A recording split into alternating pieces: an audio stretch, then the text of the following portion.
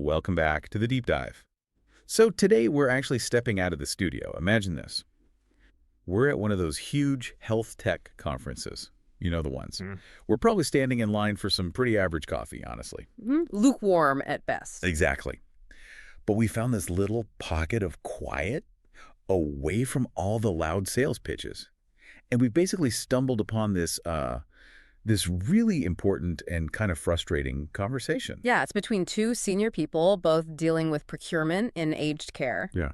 High-level stuff. Right. One's juggling like a massive national provider network, hundreds of sites, the whole shebang.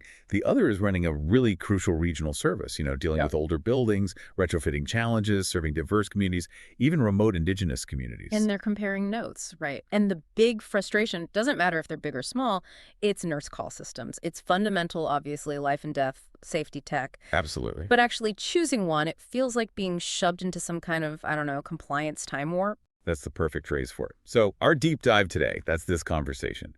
We're taking the source material, the market reports, vendor specs, government docs, and we're going to unpack it like they are. We want to get to the bottom of this massive friction between the need for modern tech and these, decades-old Australia regulations. It's all about AS 3811, really. That's the standard. We'll break down that specific regulatory handbrake, AS 3811, and then we'll get into a really detailed comparison of the major vendors, the established players, the newer contenders. The goal is to properly arm you, the listener, for when you next have to write or evaluate a request for tender, an RFT. Because, as the sources make pretty clear, this market is defined by, isolation. The biggest factor driving cost and tech choice here isn't necessarily the clinical need, it's compliance with this single, unique Australian standard. So we have to tackle that regulatory wall first. Yeah. This just casts such a long and, frankly, expensive shadow over everything else. Definitely. Let's dig into it. Okay. AS 3811. Let's unpack this thing. For anyone not deep in this world, this standard, it wasn't published, last year or something. It came out in 1998. In 1998, yeah.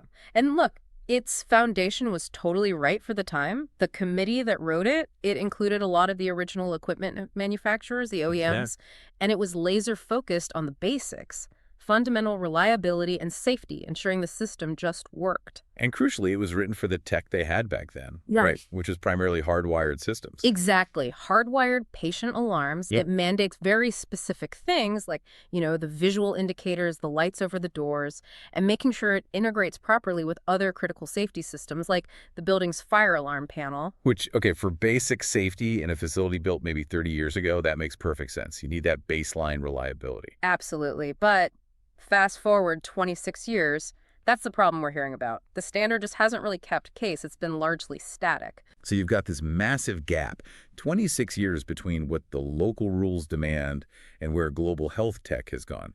We're talking cloud, sophisticated wireless mesh networks, predictive AI, all sorts of environmental sensors. Yeah, and the standard AS 3811, it's effectively acting like a powerful handbrake on innovation here in Australia. Just think about R&D budgets for a moment. Okay. Instead of pouring engineering effort into developing, say, a cutting-edge cloud-native wireless system, the kind you might see readily available in, the Netherlands or Sweden, local vendors, and even international ones wanting to sell here, they have to spend significant R&D resources just meeting the standard's very prescriptive requirements. Requirements that often push them back towards older hardwired architectures. Often, yeah. Or demanding specific physical components, like those over-door lights that a modern system might handle differently through mobile alerts or central dashboards.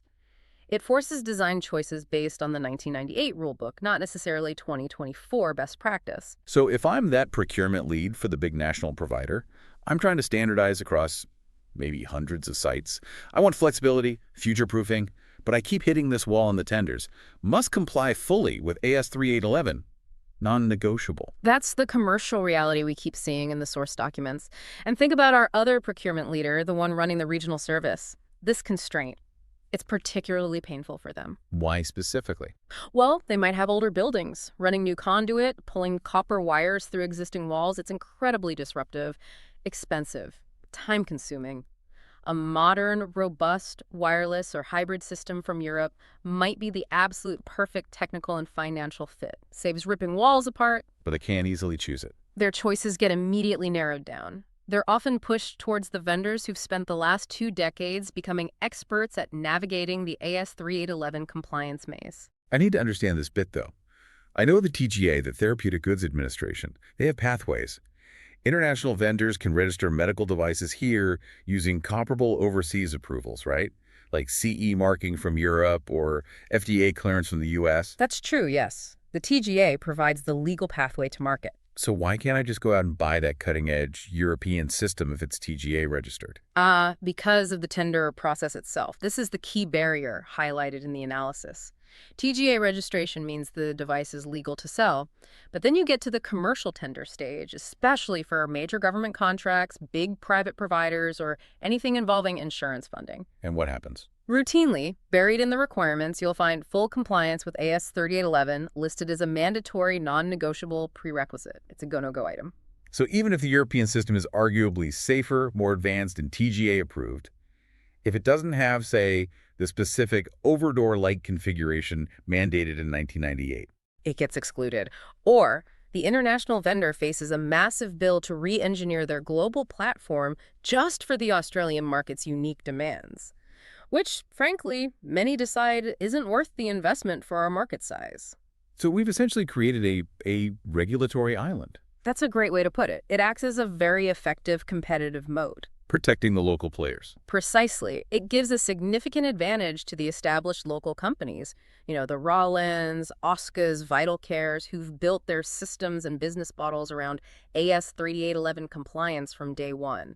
For them, it's a powerful shield against the intense price and feature competition you see from global, high-volume manufacturers. And the result, according to one analysis we looked at, is that differentiation here often boils down to marketing spin, not necessarily fundamental tech breakthroughs. Yeah, a seismic reality check was the phrase used. It suggests the actual tech differences between compliant systems might be smaller than the marketing suggests. This must be incredibly frustrating for the people trying to actually modernize facilities. Yeah. Is there any movement, any hope of this standard actually catching up? There is an effort underway, yes. We need to acknowledge that. The sources point to a draft AS38L11.20024, so a proposed update. Okay, 2024 draft. What's different? Well, it finally seems to recognize that nurse call systems aren't just standalone alarm boxes anymore. It sees them as, integrated parts of a wider connected healthcare ecosystem. So what kind of improvements does the draft actually talk about? Some key things. It apparently mandates seamless data integration, trying to tackle those data silos that really plague aged care reporting and analytics. That's huge. It introduces explicit cybersecurity requirements, which frankly are desperately needed now that everything's moving towards IP-based systems. And importantly, it gives explicit support for smarter technologies, things like environmental sensors, potentially more robust wireless protocols. So it's basically trying to drag the standard into the current digital age. Exactly. It's an effort to catch up, acknowledging the 1998 version just wasn't built for things like IoT devices, cloud platforms, or cyber threats. Okay, that sounds positive, Oh, but timing. yeah. If I'm that procurement person planning a new build now or trying to budget a major upgrade for next year, Yeah, that's the core frustration you hear in that hypothetical coffee queue conversation. The timeline is, well, protracted. Very slow. how slow? While the draft exists, the indicative publication date when it might actually become the official standard isn't expected until June 26th, 2026. 2026. Yep, mid-2026, which means our procurement leaders, whether they're managing that huge national portfolio or the smaller regional service, they're stuck. They have to keep designing, tendering, and installing systems based on the 1998 standard for at least another, year and a half? Maybe longer. That just feels backward. It cements Australia's position lagging behind global tech trends. It does. It delays alignment, keeps costs potentially higher than they need to be, and limits the adoption of potentially beneficial innovations. That slow pace of regulatory change is a major, major pain point. And this regulatory lag, this island effect, it has a really concrete financial impact, doesn't it? We're Yeah. talking about a decent-sized domestic market here. One forecast suggests nearly $50 million by 2030. It's substantial, yeah, but it operates under this unique and costly structure because of AS3811. Leading directly to higher prices. Absolutely. The standard effectively limits the pool of vendors who can realistically bid for major projects. Fewer competitors means less pressure on pricing. So the analysis suggests aged care providers here in Australia are often paying somewhere between, say, $3,000 and $5,000 AUD per room. sometimes even more for a fully compliant installation. Wow, how does that stack up globally? If I were buying a system in, say, the US or Europe? Well, if you look at North America, it's a highly competitive market. Vendors there achieve massive economies of scale. The estimated average costs per room are often lower, maybe closer to $2,500 to $4,250 US, which translates roughly, depending on exchange rates. Yeah. And in Europe, where the CE marking standards create a huge unified market open to many large manufacturers, that range might even dip lower, perhaps 2,000 to 4,000 US equivalent per room. So we could be paying anywhere from $500 to maybe even $2,000 more per room just to meet specific requirements unique to Australia's 1998 standard. That's the implication. That's the financial reality check that procurement teams are facing. It's the cost premium for bespoke engineering for features that might not even offer significant clinical advantages over a modern, globally compliant wireless equivalent. It feels like we're paying for the vendor's costs of maintaining compliance with the unique standard. That's exactly what the research suggests. Those specific R&D cost the testing, the verification, certifying against unique AS3811 components they get passed directly onto the Australian client. It prevents our providers from benefiting from the huge economies of scale that the big international players achieve selling standardized systems globally. Okay, let's shift gears slightly. Mhm. What about all the buzzwords? AI, smart technology. Every vendor booth at these conferences is plastered with them. But the sources we looked at point to a pretty stark, true innovation deficit here. Yeah, the data on this is pretty clear, unfortunately. Australia seems to be lagging behind its global peers quite significantly in adopting advanced features within nurse call. How significantly? One metric cited was the AI adoption rate, specifically in nurse call systems. Here, it's apparently only around 15%. 15%. That sounds low. It is. It's less than half the average AI adoption rate across the broader Asia-Pacific region for similar systems. This strongly suggests that while vendors are definitely using the term AI in their marketing, They might not be implementing genuinely advanced machine learning capabilities widely. that seems to be the case, yeah. There's a gap between the buzz and the reality on the ground. So if I'm the person writing that RFT, how do I cut through the noise? How do I differentiate between marketing fluff and actual useful functionality? I need questions that go beyond the glossy brochure. Absolutely critical. You need to really clearly define and then differentiate between two main types of smart tech you'll hear about. Okay, what are they? First, there's what we could call workflow intelligence. This is more common and very practical. It's about using data and, crucially, deep system integration to automate tasks and improve staff efficiency. Give me an example. Okay, Rauland is often highlighted as excelling here. They integrate their nurse call system tightly with real-time location systems RTLS, the tags staff wear. Mm-hmm. So a call goes off. The RTLS tracks the assigned nurse entering the specific room. The system automatically cancels the call alert the instant they cross the threshold. No manual button pressing needed. Ah, okay. That saves time and ensures the response time is logged accurately. Exactly. It's real-time, measurable efficiency improvement driven by integration. That's workflow intelligence. It's happening now. It's proven. Got it. So what's the second category? The one that's maybe more hype than reality right now. That's what we'd call predictive AI. This is where true machine learning algorithms come in, analyzing historical call data, maybe sensor data, patient records, to actually anticipate needs. Like predicting busy periods, or maybe even identifying subtle signs a resident's health might be declining before they even press the button. Precisely. That level of predictive analytics requires huge data sets, powerful cloud computing infrastructure, and very sophisticated algorithms. And the sources suggest that kind of AI is still pretty scarce in the Australian nurse call market specifically. So the procurement takeaway is? Ask for proof. Demand verifiable performance data. If they claim predictive capabilities, ask for the stats on their machine learning models' accuracy, false positives from live deployments. Don't just accept claims about integration capabilities as being AI. Right. Different things entirely. Now, if this current market structure, the regulatory island, the high costs, the innovation gap, if it's so problematic, what's the solution? What do the market analysts suggest is the way forward? The clear consensus emerging from the source material is strategic harmonization with global standards. We need to stop relying solely on our unique AS3811 as the ultimate benchmark. And benchmark against what instead? Against established, widely recognized international frameworks, things like the EU's medical device regulation, the MDR, and its CE marking process, or the US standards like UL 1069 for hospital signaling, or FDA regulations for medical device data systems, MDDS. And the underlying technical standards, too. Yes. Critically, standards like IEC 606011, which is the global benchmark for the fundamental safety and essential performance of medical electrical equipment. Pretty much every reputable medical device manufacturer worldwide already designs to meet IEC 602601. Okay, why is aligning with these global standards seen as the key to unlocking better value for Australian providers? What's the mechanism? It dramatically lowers the barrier to entry for top-tier international vendors.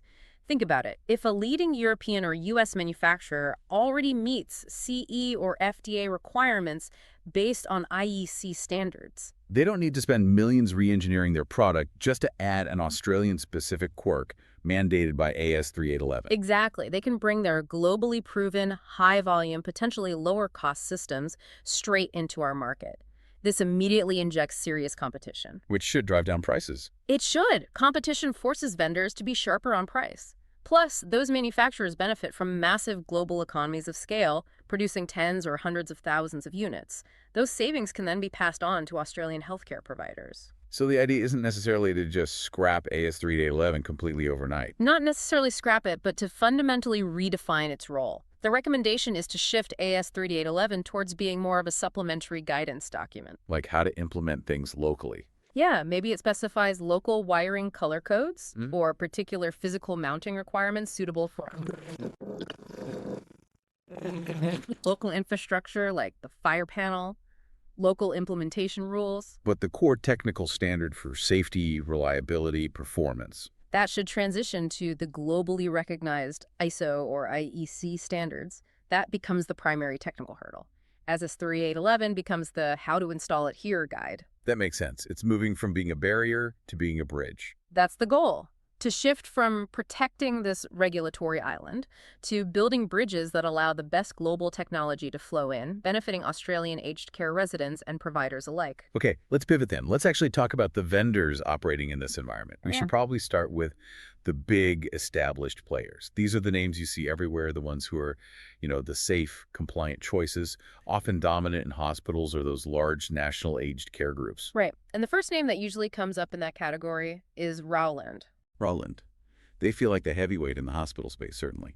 They are undeniably the integration powerhouse. Huge footprint, especially in Australian acute care.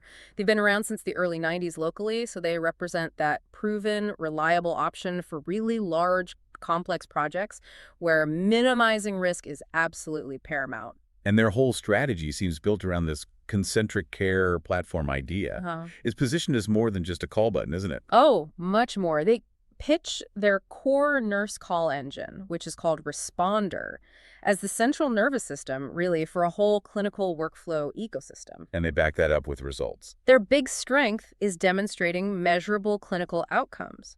The sources mention specific case studies, like one at Cabandacare. After implementing Rauland, they apparently achieved a 31% reduction in average response times. That's significant. Huge. And alongside that, an 82% reduction in audible alarm noise within the facility.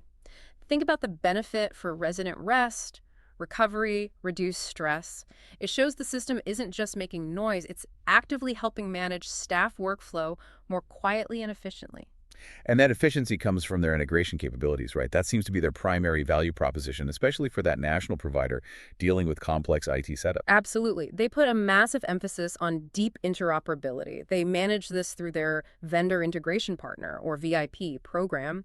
They have documented, proven bidirectional integration with major electronic medical record systems. EMRs like Cerner is often mentioned. Okay, hang on. Bidirectional integration. What does that actually mean in practice? It means data flows both ways, seamlessly. So a nurse call system can send information to the EMR like, Nurse Jones responded to room 101's call at 10:05 a.m. But importantly, the EMR can also send information back to the nurse call system. Like what? Like maybe based on the patient's record in the EMR, it could automatically escalate the priority of their nurse call alert, or perhaps display relevant clinical context on the nurse's mobile device when the call comes through. It connects the systems intelligently. And they also integrate tightly with RTLS, real-time location systems. Yes, that's another key piece. They have strong partnerships with RTLS providers like Centrac. Just remind us, why is RTLS so important in this context? So RTLS uses those badges or tags, usually worn by staff, sometimes on equipment or even residents. It constantly tracks their precise location within the facility. When you integrate that with nurse call, That's how you get that automatic call cancellation. exactly. That's the workflow intelligence we talked about. Call goes out, RTLS sees the right nurse enter the right room, system automatically cancels the alert and logs the response time accurately. It eliminates manual steps, reduces errors, and provides really solid data for managers. Without that tight, proven RTLS integration, you lose a lot of those potential efficiency gains. Okay, so Rauland sounds powerful, especially for big hospitals. But if I'm our regional provider friend, maybe looking after smaller facilities, is Rauland always the right fit? What are the procurement caveats? Well, the primary caveat often comes down to cost and complexity, especially outside that high acuity hospital environment. Their sophisticated integration capabilities might be overkill and therefore overly expensive for a smaller aged care home that doesn't have an EMR like Cerner. Scalability down might be a question. Anything else? The supply chain aspect is crucial to verify intenders. Their core hardware, the responder system, is manufactured in the U.S. by their parent company, Amitech. So if a tender heavily weights Australian-made content, Then that's a critical point. They have strong local support, project management, installation teams here, but the core box comes from the U.S. You need to clarify how that aligns with any local content requirements. and innovation, where do they sit on the AI scale? Their workflow intelligence, driven by integration, is top-notch, but market reports often criticize them, perhaps unfairly, perhaps not, for lacking truly demonstrable predictive AI features compared to some of the more agile global competitors. Their focus is rock-solid reliability and workflow automation today, less on experimental, future-gazing AI. Okay, let's move to Austco. Another big name, ASX-listed, positions itself as a premium, feature-rich IP leader. Yeah, Austco is definitely a long-standing player, a global provider headquartered here. They're seen as a technology leader in the local market, particularly with their flagship Tacera IP-based platform. IP-based, we hear that a lot. What does that actually mean with Tacera? Is it genuinely IP all the way? That's the million-dollar question procurement needs to nail down. IP-based can sometimes just mean the central controller talks on the IP network, but the devices in the field are still on older wiring. Austco's Tacera system is designed around modern IP networking principles, leaning heavily towards being true IP to the bedside. Meaning each call point, each device has its own IP address. Ideally, yes. That architecture eliminates older, sometimes troublesome field bus wiring and generally increases system resilience and flexibility. You absolutely need to get detailed network diagrams in the tender response to validate exactly how IP it is. And they claim a lot of modern features. Yes. Mobile apps, open API. Yes, they tick those boxes. Open API is important for allowing connectivity with other systems down the track. But a really key differentiator they advertise is built-in RTLS functionality. Built in. So, unlike Rauland needing a partner like Centrac, Austco does the location tracking itself within Tacera. That's the claim. If true, it's potentially a major advantage. It means you don't need separate third-party RTLS hardware, middleware software, and another integration point to manage. It simplifies the whole stack, potentially reducing cost and complexity. That's a massive selling point, especially for a large provider looking for a standardized, streamlined solution. And they have software for analytics too. The Pulse software suite. This is their enterprise-level reporting tool. Like Rauland's offering, it aims to go beyond basic call logging. It provides dashboards and reports for management to track things like staff response times per shift, identify call volume hotspots, generate compliance reports easily. It's about using the data for operational improvement. Any procurement caveats for Austco? Similar to Rauland on manufacturing. Yeah, pretty similar. While they are an Australian-headquartered ASX-listed company with significant local presence, the actual origin of all the hardware components where the bits are physically made isn't always immediately clear from public materials. So again, if Australian-made certification is a mandatory RFT requirement, you absolutely need to ask for explicit clarification and evidence for the specific components being proposed. Right. Assumptions aren't good enough in a formal tender. Okay, third incumbent, Vital Care. They've been around even longer, since 1979. They seem positioned as the hybrid compliance expert. That's a really good description for them. Vital Care has deep roots in the Australian market and a strong historical emphasis on understanding and meeting AS 3811. They often act almost like consultants for clients trying to navigate the complexities of the standard, especially in older facilities. And their key strength is flexibility in architecture. Exactly. They explicitly offer a hybrid system approach. This is crucial. They can mix traditional hardwired components, essential for strict AS3811 compliance in some areas, with modern wireless endpoints and leverage cloud connectivity for data and reporting. Why is that hybrid approach so valuable? Think about that regional provider again, managing a facility with multiple wings built in different eras. Maybe the original wing needs hardwired compliance, but the new extension can benefit from cost-effective wireless. VitalCare allows them to manage this mix within one system. It enables stage upgrades using modern IP tech where possible, but maintaining compliance in older sections without needing to rip out and replace all the existing compliant wiring. It avoids that huge recabling cost. And they have a specific mobile app, Nightingale, that got called out in one analysis as having genuine AI-adjacent features. What does that mean? Sounds a bit fuzzy. It does sound a bit fuzzy, but the analysis suggested Nightingale goes beyond just being a simple mobile pager app. It integrates voice communication using standard protocols, SIP, which is good for staff communication. But the AI-adjacent part seems to relate to more sophisticated mobile device management features and some cleverness in how it prioritizes alerts. So, using context to highlight the most important calls. Potentially, yes. Using things like resident history, staff location, maybe time of day, to intelligently filter or prioritize the alerts hitting the carer's phone. The idea is to cut through the noise and make sure the truly critical alerts get noticed first, improving productivity and maybe even safety. It's leaning towards smarter workflow on the mobile device itself. And it sounds like they're looking ahead, aligning with the upcoming draft standard. They appear to be very strategically focused on that. Their public messaging highlights a future direction involving integrated smart sensors, things that monitor resident wellness proactively. Like sleep patterns, air quality, movement.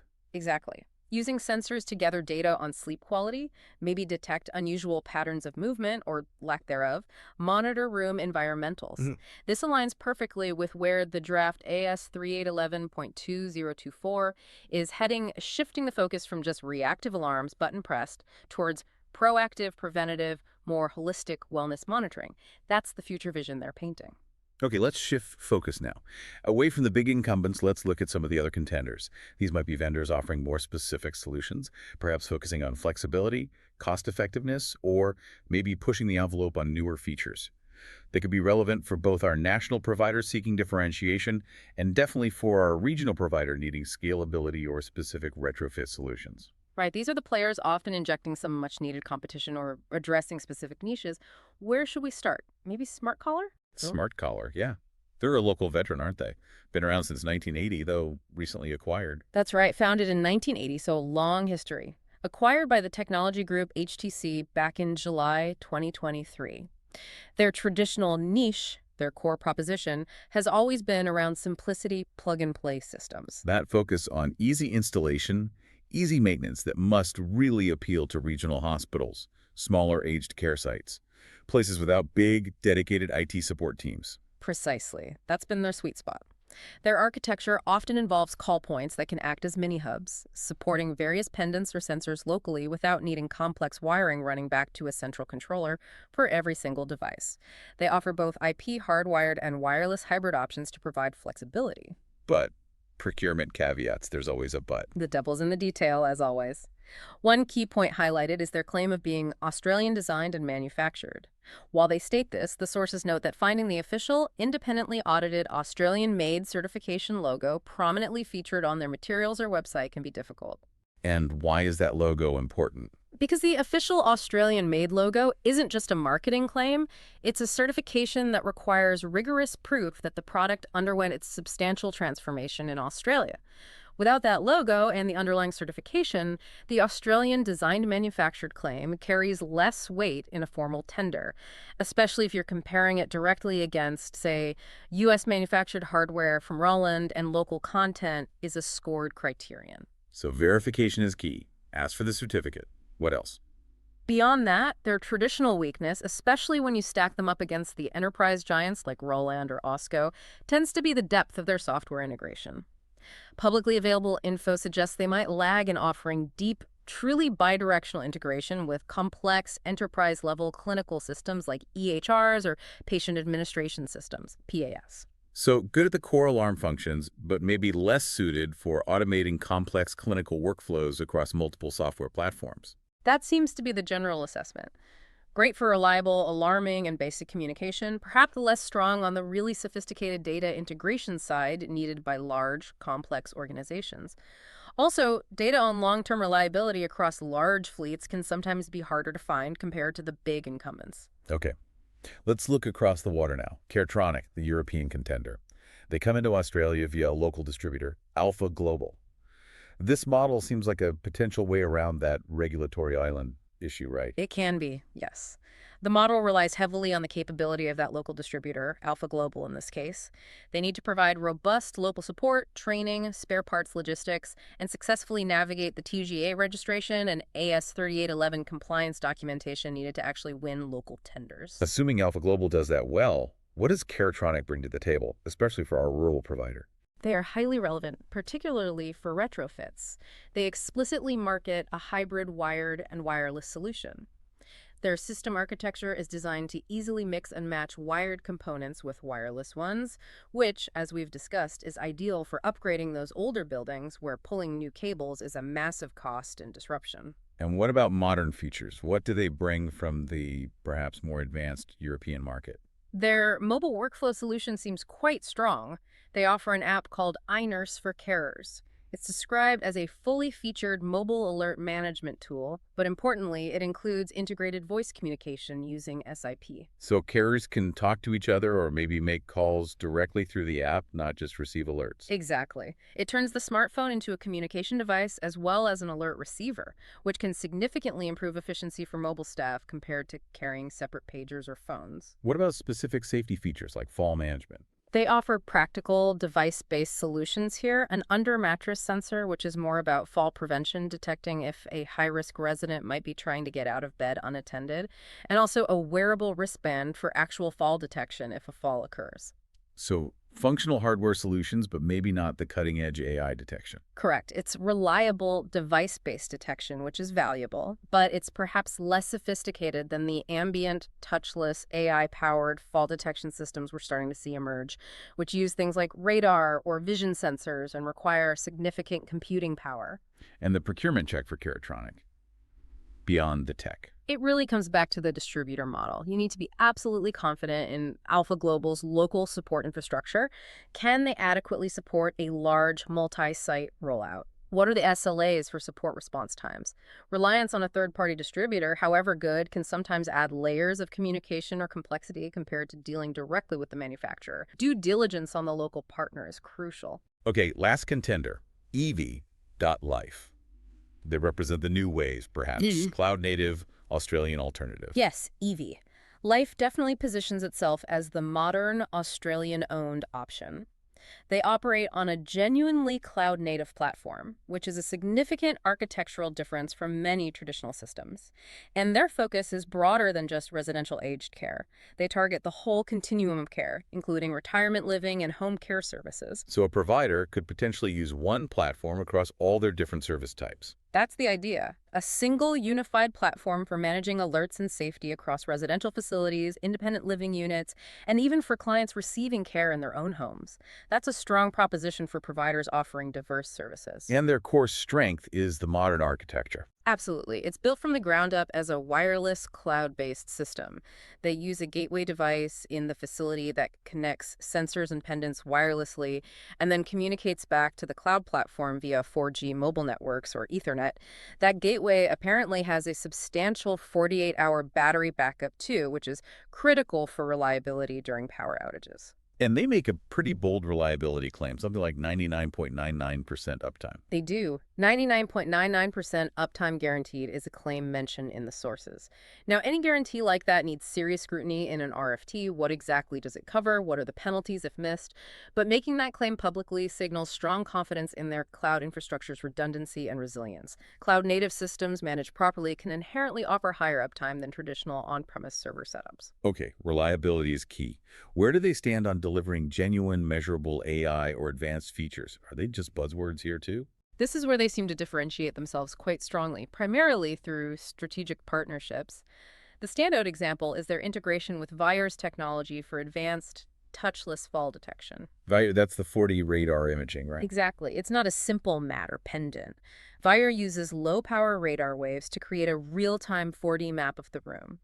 Machine learning algorithms analyze this map to detect movement patterns, identify posture, and crucially, detect falls accurately without using cameras. The no cameras part is huge for privacy. Massive. It offers sophisticated fall detection while completely protecting resident privacy and dignity. This is a clear example of genuine, advanced AML being implemented for a specific, high-value use case. It's a significant step beyond basic sensors. They also partner with Contact.io for RTLS, providing staff duress and wander management capabilities. That seems impressive. How's their credibility in the market? Are sophisticated providers actually using them? Their credibility seems quite strong, bolstered by public partnerships and testimonials from well-regarded, forward-thinking operators. LDK Seniors Living is often cited as a key example. LDK chose Eva Care for their major new developments, explicitly stating that traditional nurse call systems felt inflexible and didn't meet their vision for modern seniors living. And LDK highlighted the flexibility and scalability of EV's wireless approach as key reasons for choosing them. Yes, the ability to easily adapt the system, add sensors, and manage it centrally via the cloud platform seems to have been critical for LDK. Having a reference client like that, known for being innovative, lends significant weight to EV's claims. Okay, but let's apply the same critical lens as we did with Smart Caller. What's the crucial due diligence needed, particularly on the software integration front? It's the same critical question. Deep, documented EHRPS integration. While EV clearly excels at integrating modern sensors, location services like Contact.io, and advanced tech like Vire, the publicly available evidence of seamless bidirectional integration with major clinical charting platforms, the EMR/SPA systems, seems less extensive or perhaps less mature than what the big incumbents like Rauland can demonstrate with years of history. So the national provider, heavily reliant on their existing EMR, needs to push hard on this point. Absolutely. They need to demand specific, documented proof and active references demonstrating successful, reliable, high-volume data exchange between EV's platform and their specific EHRPS system. Handling alarms and sensor data is one thing. Handling complex clinical data flows reliably is another level of integration complexity. That needs forensic validation in the procurement process. Okay, we've covered a lot of ground. We've seen the markets constrained by this old standard, ASR 3811.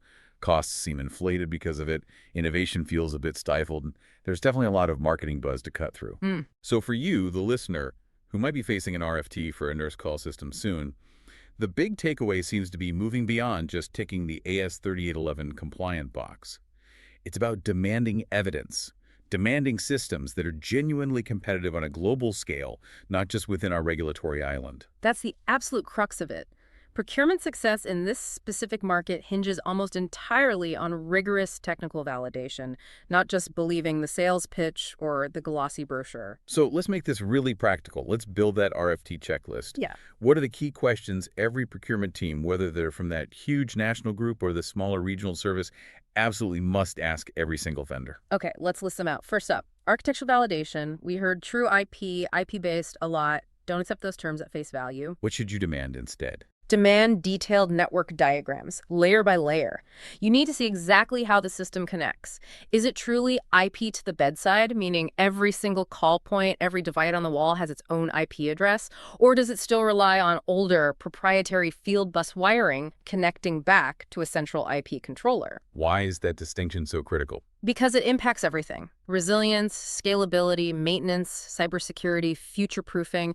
You also need to clarify the specific network requirements. What power over Ethernet, PoE standard, does it need? How much bandwidth per device or per floor? What are the redundancy protocols?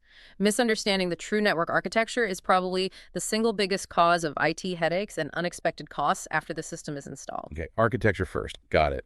Next big one, integration evidence. Everyone claims they can integrate with clinical systems, EHRs, PAS, you name it. How do we test that claim properly? This is arguably the most critical point, especially when you're comparing the established players like Rauland or Austco, who have years of integration experience, with some of the newer, perhaps more agile contenders like Evie or even Smart Caller. So don't just ask, do you integrate with EHRs? Absolutely not. For any claim of EHR or PAS integration, you must demand documented case studies. And even better, active client references who are using your specific clinical software platform. That specificity is key. Crucial. If your organization uses, say, a niche regional PAS system, don't accept a case study about integration with Cerner in a giant hospital. Demand a proof of successful bidirectional integration with the exact platform you use. Why?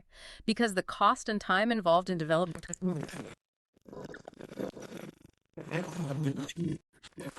cost of ownership. It's a massive hidden cost risk. Right. Verify your specific integration need. Okay, what about those Australian-made claims? Yes, certification verification. For vendors like Smart Collar or even checking components from Austco who might use Australian designed or Australian manufactured as part of their value proposition, especially if local content is important for your funding or policy. Don't just take their word for it. No. Request evidence of the current official Australian-made, Australian-grown certification logo for the specific products being offered. This logo isn't just marketing. It requires independent third-party accreditation. It confirms that the substantial transformation of the product actually happened in Australia. It separates genuine local manufacturing from, say, just assembling imported components here. It provides real substance for tenders where local economic benefit is a factor. Good point. Yeah. Okay, fourth area. Cutting through the advanced future reality. The AI, the smart sensors, the fall detection. How do you know what's real and what's just a roadmap promise? You need performance data. You have to clearly separate the genuinely available functioning advanced features like, say, EV's Vire integration for fall detection, or maybe the specific workflow enhancements in VitalCare's Nightingale app from things that are just concepts or coming soon on the vendor's development roadmap. And how do you get that data? Ask for it. Request documented performance metrics, and crucially, make sure they come from live client environments, not just lab tests. For something like fall detection, demand the accuracy rates. But just as importantly, ask for the documented false positive and false negative rates. Why are false alarms so critical? Because a system that constantly generates false alarms, crying wolf, destroys staff trust and efficiency. Carers start ignoring alerts. Conversely, a system that misses actual false negatives, creates a huge safety risk. If the advanced feature is genuinely working well in the real world, the vendor will have this performance data. If they're cagey about providing it, that's a major red flag. Makes sense. Demand the proof. Okay, finally, the bottom line. Money and reliability, TCO and service. Absolutely. You must always request a comprehensive total cost of ownership TCO breakdown, and don't just look at the upfront purchase price. Demand it covers a full 5-year life cycle, minimum. What needs to be itemized in that TCO? Everything. All recurring software subscription fees, annual licensing costs, any fees for integration maintenance or updates, mandatory hardware refresh cycles, if any, costs for training, spare parts, everything. And the other side of that coin is the service guarantee. Yes. Crucially, you need a clear, detailed, legally enforceable service level agreement, SLA. This document defines the guaranteed reliability and performance metrics the vendor commits to. Things like system uptime, remember EV's 99.99% claim. That needs to be defined and baked into the SLA. It should also clearly outline support response times for different levels of issues, and importantly, the financial penalties or service credits the vendor faces if they fail to meet those guarantees. So the SLA puts teeth into their promises. Exactly. You're not just buying hardware and software, you're buying safety, reliability, and ongoing service. The SLA must reflect the critical nature of this system and hold the vendor accountable for delivering on their commitments over the long term. #tag outro. Well, this has been quite the deep dive. It's really highlighted that choosing a nurse call system in Australia today is, it's much more complex than just comparing feature lists off a website. It feels like you're constantly navigating this tension, caught between the inertia of decades-old regulations, AS 3811, and this urgent need to modernize care, bring in better technology, make things more efficient and safer. That core tension is absolutely palpable. The need for genuinely world-class, potentially more cost-effective technology clashing directly with the constraints and costs imposed by sticking rigidly to that 1998 compliance standard. It seems to force procurement teams into these really tough choices, doesn't it? Yeah. You either go with the established, compliant incumbent, someone like Rauland or Austco, who definitely excels at integration and proven workflow, but maybe isn't pushing the boundaries on cutting-edge AI. Right, the safe pair of hands, but maybe not the most innovative. Or you take a calculated risk on a more modern, flexible contender, maybe an EV Life Right. Or a Caretronic who might offer superior architecture, maybe better future potential with AI or wireless, but they require much more intensive forensic due diligence, particularly around proving their AS3811 compliance documentation is watertight and demonstrating that their deep clinical system integration capabilities are truly robust and proven in environments similar to yours. There's potentially more upside, but also more homework required. So maybe the provocative thought we leave everyone with today, the question that really frames the future of aged care technology in Australia is this. Okay. The real focus for facilities, for procurement leaders, for the whole sector maybe, shouldn't just be about finding vendors who can tick the box for AS3811 1998 compliance. Okay. The bigger question, the strategic one, needs to be, how quickly can Australia as a whole transition away from protecting this regulatory island mentality defined by our own unique aging standards? Transition towards what? Towards building those global bridges, actively adopting and referencing universally recognized ISO and IEC standards as the primary benchmark for safety, performance, and interoperability. Because that's the path to genuine competition and innovation. That seems to be the argument. It's potentially the only sustainable way to ensure that Australian aged care residents actually get access to the world's best, the safest, and ultimately the most cost-effective care technology driven by global competition and real innovation, not just by compliance with the 26-year-old rulebook. It implies a shift in mindset is needed, perhaps. The buyers, the aged care providers, the procurement teams need to start demanding systems that meet global best practices, not just the local minimum standard. That pressure could drive change. A fascinating and complex challenge. Thank you for joining us to unpack it all today on The Deep Dive. Always a pleasure. Lots to think about there. Indeed. We'll catch you next time.